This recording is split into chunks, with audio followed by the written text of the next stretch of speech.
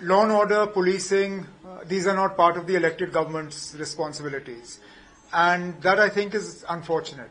Jammu and Kashmir has been promised full statehood by the Prime Minister, by the Home Minister, by representatives of the Government of India when this matter was being argued in front of the Supreme Court. So there is no reason why this promise shouldn't be kept. Again, this is something that should have already happened. I fail to understand why it hasn't been done, but we continue to push. We believe that this promise must be kept and the elected government must be empowered the way the people want it to be. Linked to this is obviously the decision to arrest an honorable MLA. Whatever complaints might have been there about the conduct of the MLA, the law that you have used to detain him is absolutely, as I said, a misuse of that law and an excessive use of force against an elected representative. He should never have been arrested under this law, and the sooner he is released, by all means, if you have a complaint about his conduct, take it up with the Speaker of the Assembly. There are other ways to do it. But detaining him under the draconian Public Safety Act, where he is not eligible for bail for at least 6 months, is definitely an excessive use of force. Sir, NC Parliament in our side, we have criticized, accused the party leadership of compromising the dignity, falling to fight for Jammu and Kashmir statehood and constitutional rights. What is your response? No, I have nothing to say on this. We have not compromised on anything. From the day this government of mine was elected, we have stood steadfast in our belief that statehood must be restored, and we were the ones who passed a resolution in the Assembly asking for the special status of Jammu and Kashmir to be restored. We are the last people who will compromise on a mandate that has been given to us by the people. So your take on OTEC, especially with the special intensive reports being implemented in... Sorry, what? Your take on OTEC, Ochori, which India aligns against, especially with the Election Commission of India saying that by October, the upcoming 5 state elections, they'll be implementing SAR in these. Well, obviously there are concerns with regard to this special dispensation that was created for Bihar. And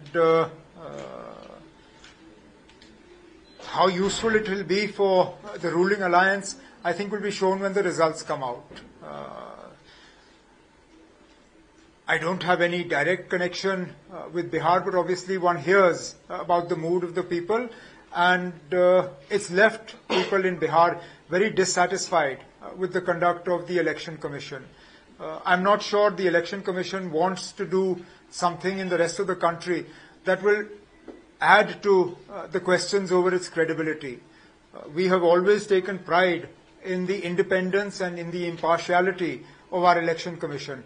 I think our Election Commission needs to hold true to those ideals. It wasn't without reason that T.N. Seshan was a much admired person across the country because he ensured the independence and the impartiality of the Election Commission. I think those are the days we need to go back to. Well, we did a comprehensive security audit of all our tourist destinations.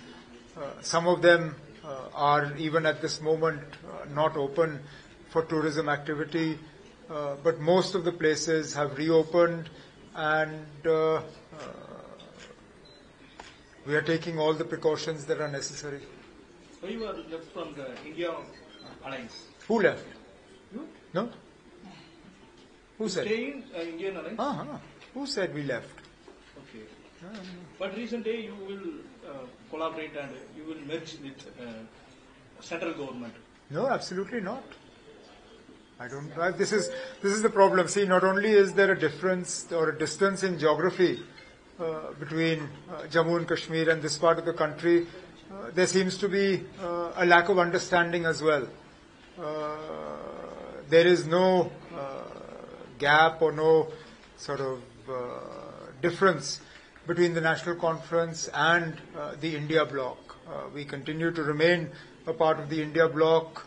The Congress party is part of the alliance that is in government in Jammu and Kashmir, though for their own reasons they're not participating in the government at the moment. They've said that they will join the government once statehood is restored to Jammu and Kashmir. But otherwise, we are very much a part of the India bloc. How is your stable relationship between Chief Minister M.K. Stalin and you? No, it's a very good relationship. We've always been very grateful to the DMK for the support that they have extended to Jammu and Kashmir for the issues that matter to us. In fact, I was looking forward to meeting the Honorable Chief Minister on my visit to Chennai this time, but I understand he's not going to be in town. So that meeting this time wasn't possible. Hopefully, at a future visit of mine, we'll be able to catch up. Could you comment about PM Modi is going to Manipur today after 2023 violence happened? Why do you see this? Well, I think it's a good thing. There's been a lot of commentary about the fact that Prime Minister Modi has avoided traveling to that part of the country, and particularly after the violence that broke out in 2023. So as we say in Hindi, Der aaye durust aaye, better late than never. It's a good thing he's visiting. We hope that peace and calm is restored, and the differences between the two tribal communities, those are reduced to the point where people are able to live lives normally. Okay?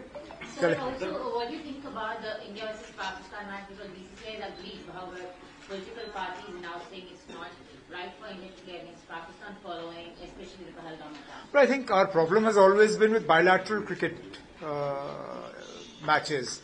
I don't think we've ever had a problem with multilateral, part of large tournaments. If I understand correctly, this game is part of a tournament. It's not part of a bilateral series between the two countries. If this is a start and things can move in a positive trajectory from there, nothing like it. More often, very often, sport becomes a victim to politics. And nowhere is this more true than with cricket and the subcontinent. But you can't wish away what happens. My part of the country has been the direct victim of this. More than 35 years of trouble. And this year, we all saw what happened in Pahalgam. These are real concerns that we have, and you can't wish them away. One more question. So on the statehood of Kashmir with the monsoon parliament sessions coming up, you also raised your voice against the MLA being detained. Well, they're two separate but in some ways related issues. Law and order, policing, these are not part of the elected government's responsibilities. And that, I think, is unfortunate.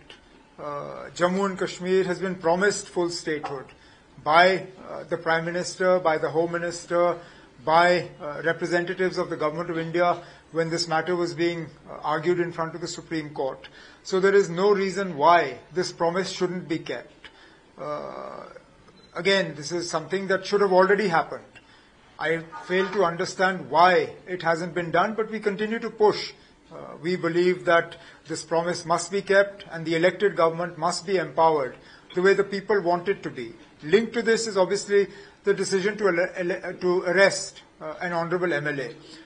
Whatever complaints might have been there about the conduct of the MLA, the law that you have used to detain him is absolutely, as I said, a misuse of that law and an excessive use of force against an elected representative. He should never have been arrested under this law, and the sooner he is released, by all means, if you have a complaint about his conduct, take it up with the Speaker of the Assembly. There are other ways to do it.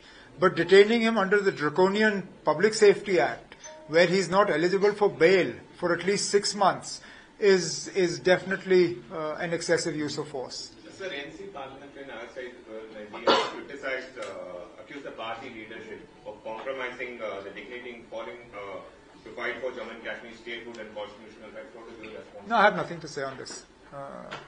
We have not compromised on anything. From the day this government of mine was elected, we have stood steadfast in our belief that statehood must be restored, and we were the ones who passed a resolution in the Assembly asking for the special status of Jammu and Kashmir to be restored. We are the last people who will compromise on a mandate that has been given to us by the people. So in the case on vote theft, especially with the special intensive report being implemented in... Sorry, what? your take on OSEF, which India aligns against, especially with the Election Commission of India saying that by October, the upcoming 5 state elections, they'll be implementing SAR in these states. Well, obviously there are concerns with regard to this special dispensation that was created for Bihar. And how useful it will be for the ruling alliance, I think will be shown when the results come out.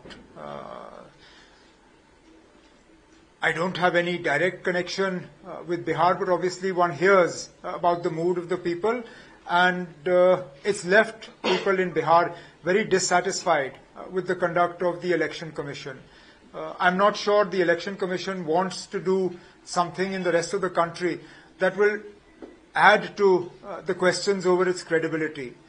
We have always taken pride in the independence and in the impartiality of our Election Commission.